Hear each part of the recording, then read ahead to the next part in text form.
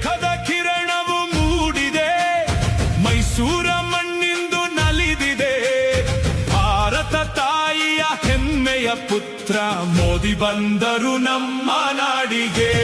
ಸ್ವಾಗತ ಸ್ವಾಗತ ಮೋದಿಯವರೇ, ಕನ್ನಡದ ನೆಲದ ಹೃದಯದ ರಸರೇ. ಸ್ವಾಗತ ಸ್ವಾಗತ ಜನನಾಯಕರೇ, ನವ ಭಾರತದ ನವ ಸಾರಥಿಯೇ.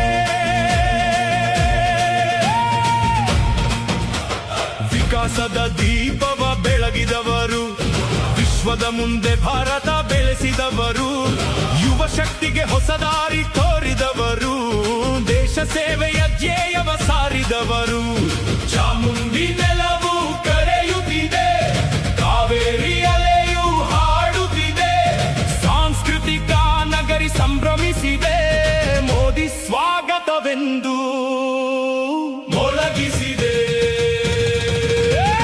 ಮೋದಿ ಮೋದಿ ಹೆಮ್ಮೆಯ ಮೋದಿ, ಭಾರತ ಮಾತೆಯ ಸೇವಕ.